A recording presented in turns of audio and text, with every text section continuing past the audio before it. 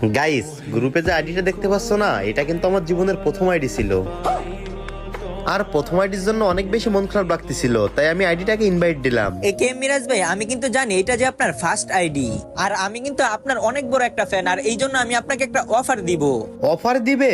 আচ্ছা বলো, কি অফার দিবে আমাকে? ভাই, আপনি তো বাংলার জমিনের একমাত্র কালেকশন ভার্সেস কিং, আর আপনি যদি আজকে আমাকে কালেকশন ভার্সেস হারাতে পারেন, তাহলে আপনার ওল্ড ইমোশন, ওল্ড আইডিটা ব্যাক দিয়ে দিব।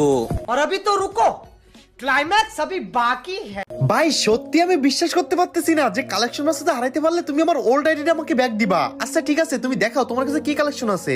আপনি আমার আইডি কালেকশন দেখলে আমাকে বলবেন, বাপ সাহস থাকলে আপনি দেখান গরিবের হিপ হপ। এই বাংলার জমিনের কালেকশন ভার্সেস কিং, আমি এইসব ছোটখাটো বিষয় নেই না, আমি চাপ। এই যে দেখো তোমার রেড হিপ হপ। আর একটা হারছি তাতে কি হয়েছে, আর আমি কাউকে ভয় পাই না। আমার নাম হচ্ছে রাজা, ওইদিকে আমার বউয়ের নাম হচ্ছে রানী, এই দেখেন আমার কাছে আছে রিয়ার বাণী।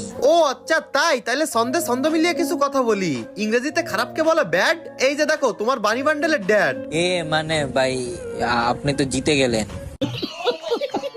তুমি যেহেতু কালেকশন ভার্সেসে হেরে গেছো, তাইলে সত্য মোতাবেক আমার ওল্ড আইডিটা আমাকে ফিরিয়ে দাও। ভাই আমি বুঝতে পারতেছি এটা আপনার অনেক আগের আইডিয়া, আর আপনার অনেক ইমোশন কাজ করতেছে, কিন্তু ভাই এটা তো আমি অনেক কষ্ট করে কিনছিলাম।